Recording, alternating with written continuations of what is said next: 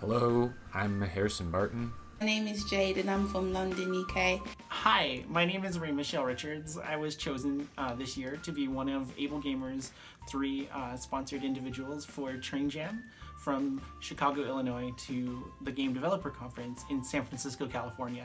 Train Jam is something that I've been interested in for a long time. It's very exciting to go to GDC, especially because there's such a lack of disabled game developer representation in the industry right now.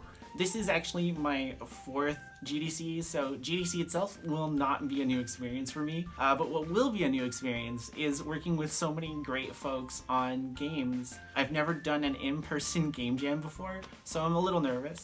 But I did release 2 games last year, and for the first time in a year, we're going to take a playable build of Project Cavern to GDC. Back here I've been working on some campaigns for disabled students and also making games for political change and liberation. I'm particularly interested in making games for disabled people. I'm really looking forward to meeting some amazing people and developers, and particularly looking forward to meeting people who want to develop games for disabled people or about disability and challenges. I've done a lot of disability activism. I'm on the Disabled Students Committee for UK's National Students' Union, and I'm also Accessibility and Inclusion Rep for my department. I have amniotic band syndrome, which is like a limb difference syndrome where I have some digits missing on my right hand. So for me, kind of what I'm bringing in terms of that opinion is very much about limb difference is a big deal to me. I have an autism-like disorder called nonverbal learning disorder, which goes undiagnosed and is not really that well known. So what that impacts in my development work is a lot of visual spatial stuff. The left side of my body is weaker than the right side, so my left eye doesn't work so great. So stuff like graphics, I have a hard time with.